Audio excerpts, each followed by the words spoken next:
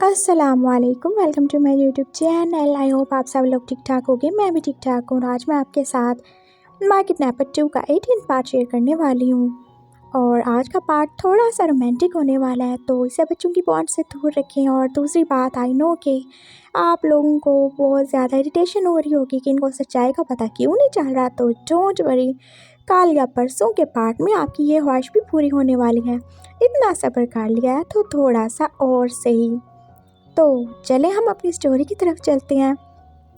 San, जो कि सबके सामने अब वांग जी को अपनी वाइफ एक्सेप्ट कर चुका था और सबकी तो जैसे बोलती बंद हो चुकी थी, और कुछ लोगों को तो अभी भी यकीन नहीं आ रहा था कि ये सब इतनी जल्दी कैसे हो सकता, और कितने लोगों के तो दिल टूट चुके थे, कितने लोगों का क्रश था सैन। लेकिन अब क्या ही हो सकता था, अब तो उसकी शादी हो गई और अब सब उसे मुबारकी दिए जा रहे थे और बहुत सारे लोगों का हाथ टूट गया था उसे बदनाम करने का। और फिर सैन ने वांग जी को अपने करीब कर लिया था। वांग जी, जिसका झुका हुआ सर अब ऊपर उठ चुका था, और सैन ने उसकी तरफ देख के बोला, तुम क्यों एम्बैरस हो रही हो? तुमने कुछ गलत नहीं किया, तुम मेरी वाइफ हो और मैं तुम्हें पूरी दुनिया के सामने एक्सेप्ट करने में कभी भी हिचकिचाऊंगा नहीं। So, ladies and gentlemen, meet my lovely, brave and bold wife, वांग जी। और ये मेरी वाइफ है और कोई चीज़ मुझे इसको अपनी वाइफ एक्सेप्ट करने से नहीं रोक सकती। मैं इसको आप सब के सामने अपनी वाइफ के तौर पे कबूल करता हूँ। सो अगर आप लोगों के दिल में कोई भी शक हो तो उसे निकाल दीजिए। सैन बोल रहा था और वांग जी पास उसकी तरफ ही देख रहा था, और जाने क्यों उसका दिल सैन की बातों पे तेज़ तेज़ ही धड़क रहा था। ये पहली बार था जब किसी ने उसे ऐसे ही एक्सेप्ट किया था, वरना तो उसके अपने पापा ही उसको एक्सेप्ट करने को रेडी नहीं थे, और इतने लोगों के बीच में सैन ने उसे अपना मान लिया था। और वांग जी, वो उसके लिए बहुत ज़्यादा ग्रेटफुल था। सैन ने हमेशा उसे प्रोटेक्ट किया है, हमेशा उसकी हिफाजत की है, और आज तो उसे सबके सामने अपना मान लिया है। और वांग जी ये बात कभी नहीं भूलेगा। उसके दिल में सैन के लिए नई नई फीलिंग्स ही पैदा हो रही थी। रिस्पेक्ट के साथ साथ कोई एक और भी अनोखी सी अजीब सी फीलिंग थी, और ना जाने क्यों वांग जी की आंखों से आंसू ही निकल रहे थे। और सैन ने उसकी तरफ देखा, वो अब बिल्कुल भी एक्टिंग करते हुए तो नहीं लग रहा था। सैन की आंखों में सच्चाई थी और वांग जी पास उसकी तरफ देख रहा था। फिर सैन ने उसे सब के सामने किस किया था और वांग जी ने रेजिस्ट नहीं किया, उसने सैन को आग कर लिया था। और सब तो जैसे उनके प्यार पे आप खुश हो के क्लैपिंग ही किए जा रहे थे। वांग जी को बहुत अच्छा लग रहा था ये सब, इतने सारे लोगों के बीच में सैन ने उसे एक्सेप्ट किया था, उसके लिए ये बहुत बड़ी बात थी। और सैन ने बोला, ओके लेडीज़ एंड जेंटलमैन, अब हम चलते हैं, मामा हमारा वेट कर रही होंगी, और वैसे भी आप लोगों ने काफ़ी ज़्यादा ड्रामा क्रिएट कर दिया है, सो रेडी रहिएगा, हम बहुत जल्द आप लोगों को इनवाइट करने वाले हैं। क्यों वाइफी? और वांग जी ने बस स्माइल करते हुए सारे हिला दिया था, और अब वो उसका हाथ पकड़े हुए उसे वहाँ से ले जा रहा था। कार में भी जैसे वांग जी का सारा ध्यान सैन की तरफ था, सैन जो कि अपने फ़ोन में बिजी था, और वांग जी पास उसी की तरफ देखे जा रहा था। सैन कितना अच्छा है, उसने उसे बेइज्जत नहीं होने दिया, रुसवा नहीं होने दिया, और उसे अपना लिया। एक हस्बैंड को ऐसा ही तो होना चाहिए। वो एक परफेक्ट हस्बैंड था। क्या हुआ जो वो उसका चीकू नहीं है, लेकिन वो उससे कहीं ज़्यादा बढ़ के है। वांग जी पास उसकी तरफ देख रहा था, और यहाँ पे उनके पीछे से घर में कुछ और भी हो रहा था। सैन की मामा, जिनको तो बहुत ज़्यादा डिटेक्टिव बनने का शौक़ था, वो बस ऐसे ही उनके कमरे की तलाशी ले रही थी, कहीं इन दोनों के बीच में कुछ मसला तो नहीं। इतने दिन हो गए, अभी तक वांग जी ने कोई भी वॉमिटिंग नहीं की थी, ना उसे चक्कर आए, क्या सब ठीक तो होगा। वो उनके कमरे की तलाशी ले रही थी, और फाइनली उन्हें वो मिल गया था जो वो ढूंढ रही थी। उनके बेड की साइड टेबल की ड्रॉ में वो पिल्स मिल चुकी थी, और उसे देख के गुस्सा हो रहे थे। माँ से खेल खेल रहे हैं ये दोनों। मैं भी बोलूँ, अभी तक घर में कोई बच्चे की आने के आसार क्यों नहीं पैदा हुए, तो ये मुझे ऐसे बेवकूफ़ बना रहे थे। बच्चों, मैं भी तुम्हारी माँ हूँ, तुम्हारा अच्छे से इलाज करूँगी। और वो उन पिल्स को लेके जा रही थी और थोड़ी देर बाद वहाँ पे और पिल्स आ चुकी थी। और ये कोई कॉन्ट्रासेप्टिव पिल नहीं, बल्कि ये तो कोई और ही पिल्स थी जो कि फर्टिलिटी को बढ़ाने वाली थी। और वो क्या ही जानते थे कि उनके पीछे से क्या ही हो चुका है। और मामा अब अपना काम ख़त्म करके दोबारा से अपने रूम में जा रही थी। आखिर उन्हें अब सोने की एक्टिंग भी तो करनी थी। वांगजी और सैन अब घर आ चुके थे और अपने रूम में आ गए। वो बहुत ज़्यादा थक गए थे और सैन जो कि अब अपना कोट ही उतार रहा था और वांगजी उसकी तरफ देख रहा था। और सैन ने उसे नोटिस किया। क्या है, क्यों देखे जा रहे हो? ज़्यादा अच्छा लग रहा हूँ क्या?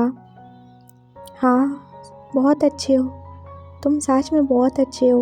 वांगजी इतना कह के सैन के करीब भी हो गया था और सैन उसकी सांसें अपने फेस पे फील कर रहा था।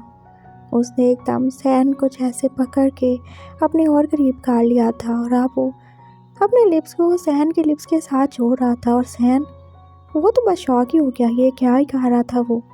वांगजी अब उससे किस कर रहा था और ये पहली बार था जब वांगजी उससे खुद से किस कर रहा था। और सैन को ये अच्छा ही लग रहा था। वांगजी की हॉट बॉडी उसे अच्छी लग रही थी और उसने भी तो वांगजी को किस करना स्टार्ट ही कर दिया था और उसे और करीब कर लिया था। और अब वो बहुत करीब थे एक दूसरे के। सैन को वांगजी की वार्म बॉडी फील हो रही थी। ये इतना ज़्यादा कम क्यों हो रहा है? क्या ये अपनी हीट में आ रहा है? सैन ने बस इतना ही फील किया था। वो वांगजी को दूर हटाना चाहता था अगर वो हीट में आ गया तो, लेकिन अब कुछ नहीं हो सकता। वांगजी उसको नहीं छोड़ रहा था। सैन ने खुद को मुश्किल से उसे दूर किया। क्या कर रहे हो तुम? मैं तुम्हें थैंक्स बोल रहा हूँ, बोलने दो ना। लेकिन ये थैंक्स से कुछ ज़्यादा हो रहा है। तुम्हें पता ना ये हम कहाँ जा रहे हैं? मुझे नहीं पता, मुझे ये करना अच्छा लग रहा है, वांगजी ने कहा था। और अब वो दोबारा से सैन के साथ ही चिपक गया था और फिर से उसे किस करना शुरू हो गया। और सैन, वो अब सैन को फील कर रहा था। वांगजी की सैन जो कि बढ़ती जा रही थी। ये क्या हो रहा था?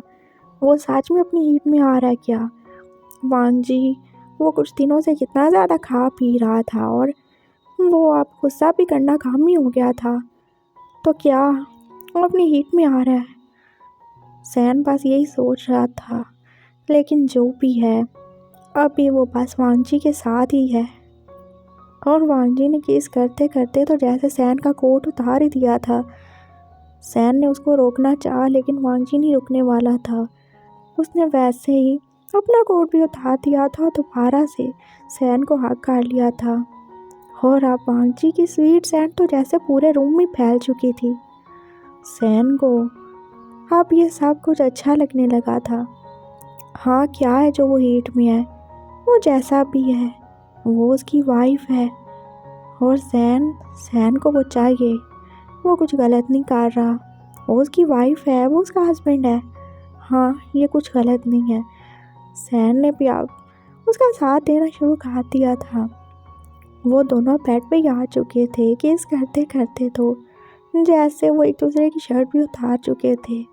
वांगजी की आंखें बंद थी। वो बस सैन को फील कर रहा था और सैन अपने वांगजी को। और वो बिल्कुल भूल चुके थे कि कोई चीकू और बाव भी हैं जिनके सामने उन्हें जवाब देना है। अभी कोई नहीं, अभी पास वो दोनों ही है ना। और अब तो जैसे सैन का दिल भी उछल उछल के कह रहा था कि इसको छोड़ना मत, नहीं छोड़ो इसको। और वो हैरान था, ये क्या हो रहा है? क्या वांगजी की हीट उसे अफेक्ट कर रही है? कहीं वो भी अपनी रट में ना आ जाए और अगर ऐसा हो गया तो फिर वांगजी की तो हैर नहीं है। लेकिन ऐसा ही हो रहा था। वो दोनों अब एक साथ अपनी हीट और रट में आ रहे थे। और वांगजी ने फील किया था सैन का किस जो पहले बहुत ज़्यादा जेंटल था एकदम वाइल्ड होना शुरू हो गया। उसने उससे दूर हटाते हुए बोला, तुम ज़्यादा वाइल्ड हो रहे हो, ऐसे मत करो। आई एम सॉरी, मैं अब रुक नहीं सकता। तुमने मुझे फैक्ट खाती है, मैं नहीं रुक सकता। आई एम सॉरी, मुझे माफ़ करना, मैं तुम्हें हर्ट करने वाला हूँ। सैन ने बस इतना ही बोला था। दोबारा से वह वांग जी के ऊपर ही आ चुका था। वो दोनों बेड पे लेट चुके थे और सैन ने अब किस करते करते जैसे वांग जी के होंठों को काट ही डाला था और अब वो जैसे उसका ब्लड ही साफ किए जा रहा था।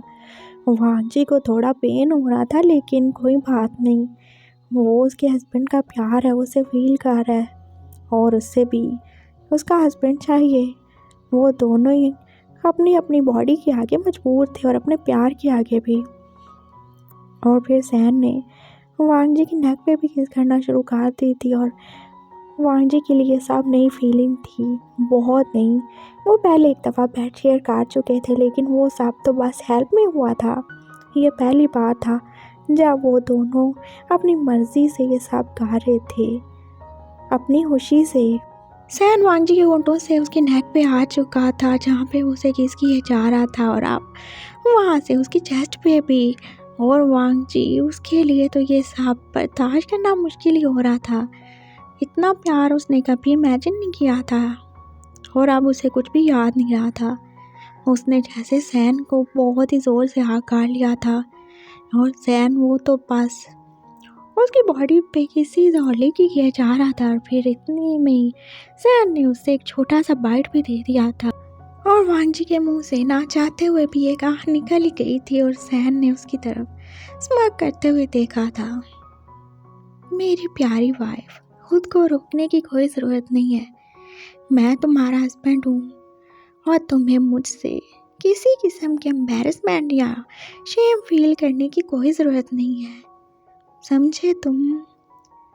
और फिर से वो वांग जी को किस करने में बिजी हो गया था और वांग जी जिसको ये सब इतना ज़्यादा ही अच्छा लग रहा था, उसने तो अपने दोनों हाथों से बेडशीट को जैसे जकड़ ही रखा था। ये सब बहुत अच्छा था, बहुत ज़्यादा ही अच्छा था उसके लिए। उसे कुछ भी याद नहीं रहा था, बस वो अपने सैन को फील कर रहा था, अपने हस्बैंड को। और सैन जो कि आप उसे पूरी तरीके से पहले ही आग का गोला बना ही चुका था और अब बस वांग जी से बर्दाश्त नहीं हो रहा था। उसने अब सैन को एकदम से जैसे फ्लिप भी कर दिया। क्या कर रहे हो तुम? कब से ऐसे किए जा रहे हो? कुछ करना भी है कि नहीं करना? वांग जी बोल रहा था और सैन वो बस स्माइल ही कर रहा था। क्या करवाना चाहते हो तुम? वही जो करना है तुम करोगे या फिर मैं स्टार्ट करूं? वांग जी ने बोला था और सैन उसकी बात पे हैरान रह गया। तुम कैसे करोगे? तुम वाइफ हो तो क्या हुआ, मैं करूँगा अगर तुम नहीं करोगे तो। और फिर वांग जी आप सैन को वही सारे काम, वही सारी चीज़ें करना शुरू हो गया था जो कि पहले उसने किया था। और सैन में इतना ज़्यादा टेम्परामेंट कहाँ था, उसने दोबारा से वांग जी को नीचे और खुद को ऊपर कर लिया था। नहीं, मैं अपना काम खुद करने का आती हूँ और तुम अब शोर शराबा मत करना, नहीं तो मामा आ जाएंगी, समझ गए तुम? उसने इतना ही बोला था और दोबारा से वांग जी को किस करनी स्टार्ट कर दी थी और इस किस करते करते ही वो पूरी तरीके से उन दोनों को एड्रेस कर चुका था। और फिर उसने बस एकदम से वांग जी के अंदर कैसे खुद को एंटर कर दिया था। वांग जी जो कि फिर से चीख मारते मारते रह गया था, क्योंकि सैन ने उसका मुंह अपने होठों से बांध जो कर दिया था और ये पहले से ज़्यादा ही पेनफुल था। पहले वो रेट में नहीं था और आज तो वो कुछ ज़्यादा ही पावरफुल हो रहा था। वो जो स्टार्ट में थोड़ा जेंटल था, लेकिन वो बाद में कितना ज़्यादा वाइल्ड हो चुका था। प्लीज़ स्लो डाउन, मुझे पेन हो रहा है, वांग जी ने इतना ही कहा था। No baby, I can't, I am sorry, सैन ने इतना ही बोला था। और वांग जी को पास ये सब अब सैन नहीं था, पेन जो कि कुछ देर बाद या प्लेजर में बदल चुका था और हाँ ये सब उसे अच्छा ही लग रहा था। और एक राउंड के बाद तो वांग जी ने फिर से जैसे सैन को अपने ऊपर ही खींच लिया था। I want more. और सैन तो बस उसकी डिमांडिंग नेचर को ही देख रहा था और वो भी कहाँ रुकना चाहता था, उसने तो बस वांग जी का ही हाल किया था। और फिर ये बस रात गुजरती जा रही थी उनके ऐसे प्यार प्यार में और मामा जिन को पास उनकी आवाज़ें आई जा रही थी। ये बेशर्म लोग हैं, इनको कोई शर्म है ही नहीं। ठीक है, अच्छा है, हैंड फ्री लगा लेती हूँ मैं। वो सो चुकी थी और यही हाल बेचारी रज़िया, रीटा और ज्योति का भी था। अब क्या ही हो सकता था। सुबह भी जब उनके रूम का डोर ओपन नहीं हुआ तो मामा को बेशर्म बन के जाना पड़ा था। बच्चों, क्या तुम लोग उठोगे कि नहीं उठोगे? और तब सैन ने बस इतना ही बोला था, मामा हम 3 दिन तक बाहर नहीं आ रहे, आपने जो करना है आप कर लें, मेहरबानी हमें डिस्टर्ब मत करें। और बस 3 दिन के लिए तो वो अंदर ही रहने वाले थे ना, उस रूम में। सैन जो कि थोड़ा ज़्यादा ही पावरफुल था, वो उठ के अपने और वांगजी के लिए खाना ले आया था, वो उसको खिला देता था। लेकिन वांगजी वो तो बस उससे एक ही चीज़ की डिमांड करता रहता था, हाँ, और सैन को वो पूरा करना ही था। वो दोनों मजबूर जो थे बेचारे अपनी हीट और रेड के हाथों। और 3 दिन बस ऐसे ही गुजर गए थे। 3 दिन में वांगजी और सैन का अच्छा खासा कबाड़ा हो ही चुका था। सैन को क्या होना था, जो भी हुआ था वांगजी को ही हुआ था। और फिर चौथे दिन उसका दिमाग और अकल जैसे ठिकाने आई थी और वह अब सुबह सुबह बेड पे लेटे फिर से रो रहा था। क्या हुआ अब तुम्हें? मैंने क्या कर दिया? मैंने फिर से कुछ गलत ही कर दिया है। कोई गलत नहीं किया हमने, चुप रहो तुम। मैं तुम्हारा हस्बैंड हूँ ना, तुम मेरी वाइफ हो। और वैसे भी जब तक हम रिलेशन में हैं हम ये कर सकते हैं। तुमने मेरी हेल्प की और मैंने तुम्हारी, बस बात ख़त्म। अब मज़ीद मैं कुछ रोना धोना नहीं सुनना चाहता। और फिर सैन ने उसे ड्रॉ में से निकाल के वो पिल्स भी दे दी थी, ये ले लो। मैं नहीं चाहता। हाँ हाँ, पता है तुम नहीं चाहते। और उसने कितनी सारी पिल्स एक साथ ही खा ली थी बिना जाने के वो कौन सी पिल्स थी। और फिर सैन ने उसे बोला, अब उठ जाओ, पहले 3 दिन तुम कॉलेज नहीं गए, तुम्हारे टेस्ट का क्या होगा? और मैं भी कितने दिन आप शूटिंग को रोक सकता हूँ, मुझे भी जाना है। वो बस अब रेडी हो रहा था और वांगजी जो कि बेड पे लेटा हुआ था बीमारों की तरह। मैं उठ भी नहीं पा रहा, मैं हिल भी नहीं पा रहा, मैं क्या करूँ, मैं कुछ भी नहीं कर सकता। हाँ तो वंस मोर नहीं कहना था ना, अब मैं क्या करूँ? कुछ भी नहीं करो, जाओ तुम, चले जाओ, तुम हो ही ऐसे। ओके, जा रहा हूँ, वैसे बहुत मज़ा आया, थैंक यू। वो बस उससे आंख मार के अब बाहर निकल चुका था और वांगजी बस गुस्से से दांत ही पीस के रह गया। हाँ, वो हमेशा ही बहक जाता है, पता नहीं वो क्यों ऐसे करता है। लेकिन कोई बात नहीं, अब जो होना था वो तो कर लिया। और फिर सासू माँ भी अंदर आ चुकी थी और वांगजी ने जैसे अपना मुंह छुपा लिया। वो देख रही थी उसकी बॉडी पे मार्क्स। थैंक गॉड सैन ने उससे नहला धुला के अच्छे हस्बैंड की तरह कपड़े भी पहना दिए थे और अब बस वो लेटा ही हुआ था। माँ वो अब शर्म के मारे कुछ बोल ही नहीं पा रहा था। इट्स ओके, कोई बात नहीं, कुछ भी नहीं हुआ, ये ले लो, ये मैं तुम्हारे लिए लाई हूँ। उन्होंने उसे दूध का गिलास दिया और साथ में कुछ पेन किलर्स भी। मैं ये, हाँ तुम पी लो, ठीक हो जाओगे। और उससे अब इतना अजीब सा लग रहा था, लेकिन अब क्या ही हो सकता था। और वो तीनों औरतें, वो रज़िया, रीटा जो थी वो भी तो अंदर ही आ चुकी थी और वो वांगजी को देख रही थी जो क्या बड़ी मुश्किल से उठ के बैठा ही हुआ था और वांगजी ने सर झुका ही रखा था। कितनी ज़्यादा शर्म आ रही थी उससे इन सारी औरतों से। साहब आप ठीक हो ना? हाँ मैं ठीक हूँ, मेरी तबीयत ठीक नहीं है, प्लीज़ मुझे रेस्ट करने दें। मामा इनसे बोलें प्लीज़, मैं कुछ नहीं कहना चाहता। मेरे बच्चे को तंग ना करो, जाओ तुम लोग यहाँ से, बड़ी बेशर्म हो तुम।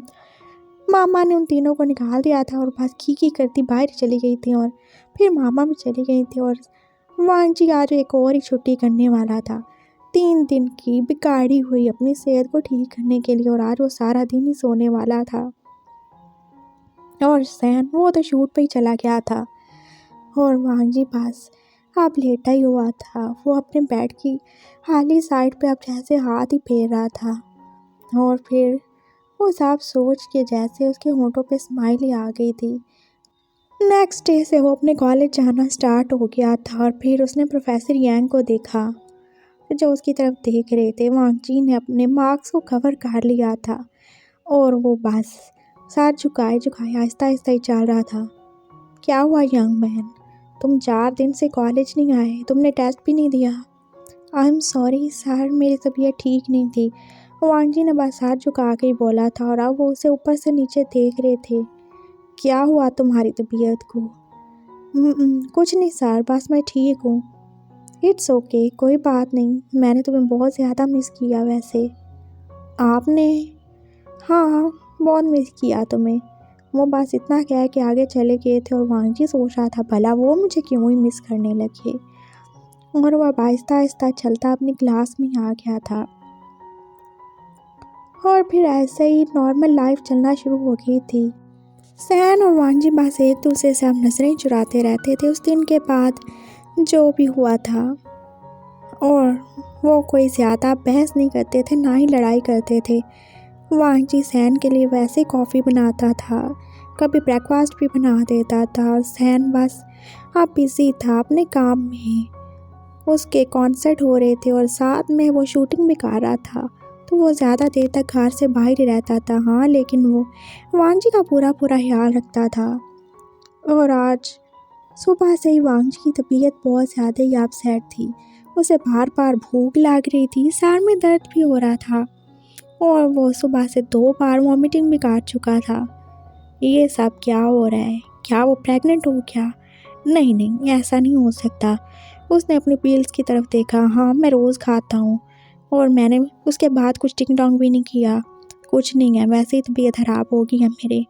वो पास अपने कॉलेज चला गया था और कॉलेज में भी उसके साथ यही कुछ हो रहा था। हैप्पी सिंह ने तो उससे बार बार जूस भी पिलाया था, लेकिन उसे तो कुछ भी आराम नहीं आ रहा था। वो जल्दी अब घर जाना चाहता था, उसे रेस्ट करना है, वो बहुत ज़्यादा थक गया है। और फिर यांग सर उसके पास आए थे। वांग जी, क्या तुम मुझे मेरे घर में ड्रॉप कर दोगी? सर मैं, हाँ, वो मेरी गाड़ी ख़राब हो गई है। It's okay sir. Happy Singh, चलो पहले सर को ड्रॉप कर देते हैं। सर जो कि वांग जी के साथ ही बैठ गए थे और वांग जी ज़रा साइड पे ही हो गया था और उन्होंने उसे फील किया। क्या हुआ? कुछ नहीं सर, आप बता दें कहाँ पे आपका घर, मैं आपको ड्रॉप कर देता हूँ। वांग जी ने बस इतना ही बोला था और फिर सर ने उसे लोकेशन बता दी थी और हैप्पी सिंह वहाँ ही जाना शुरू हो गया था। साहब जी, क्या मैं बड़े साहब जी नू दस दियां? नहीं, कोई बात नहीं है, हम सर को ड्रॉप कर देंगे, कोई मसला नहीं है।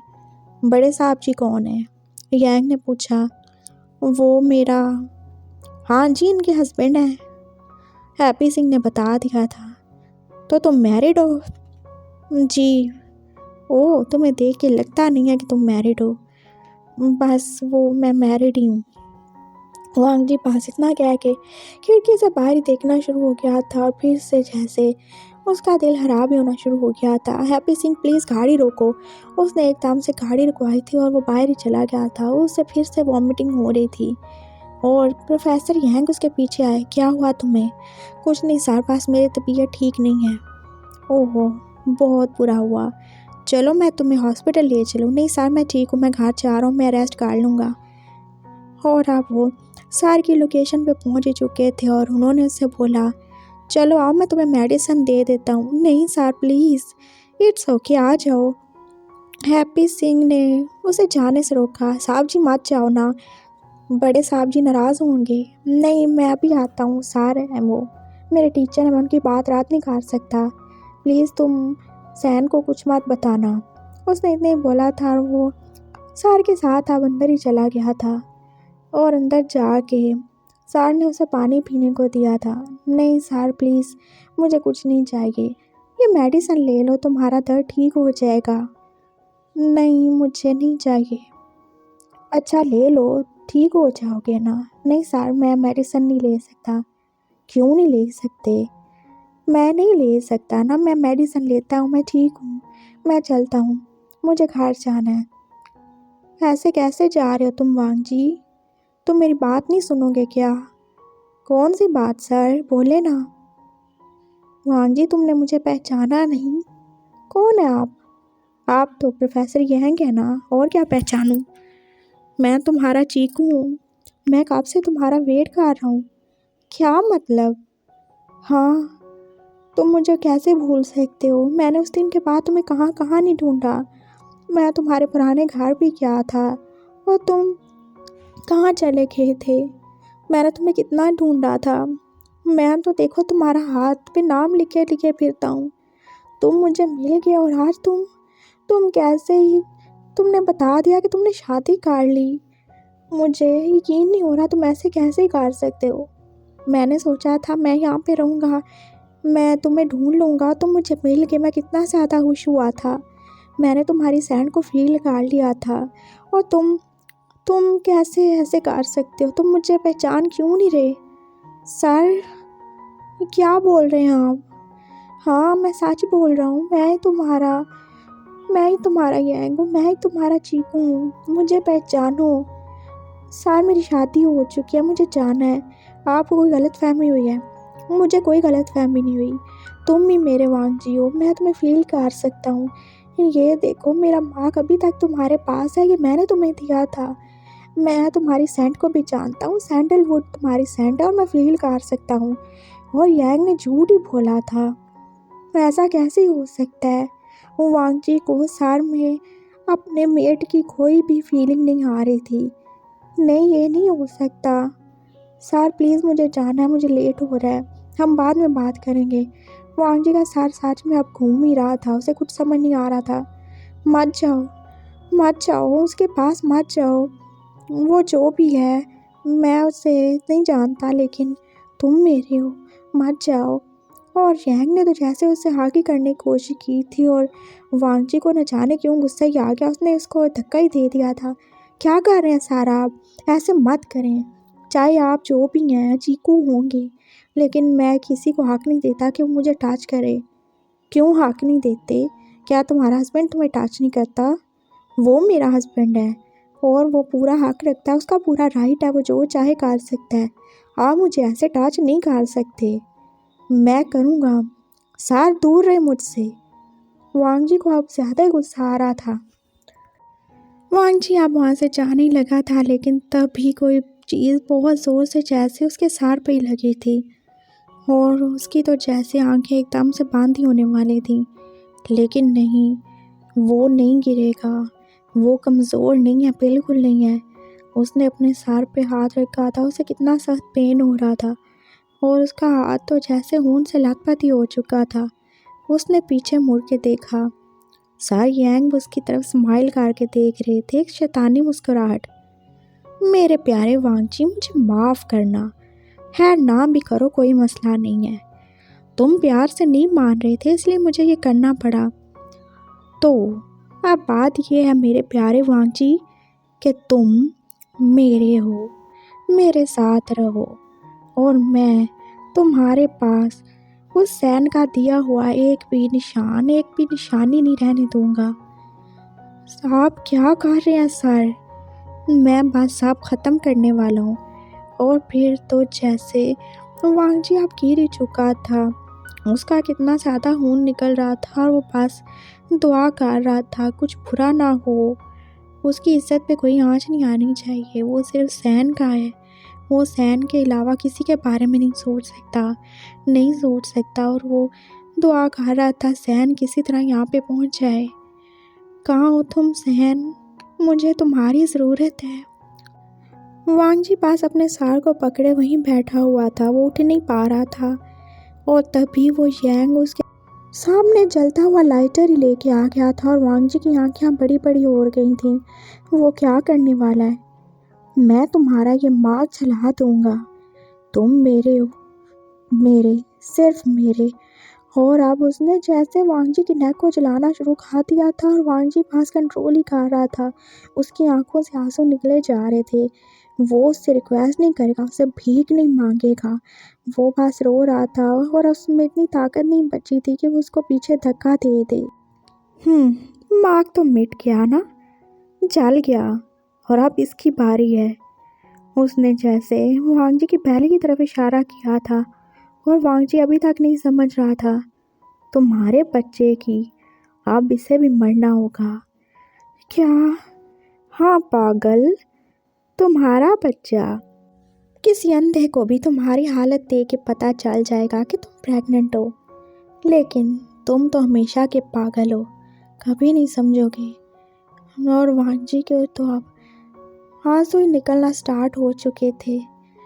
उसने अपनी बैली पे हाथ रखा। उसका बच्चा, उसका और सहन का बच्चा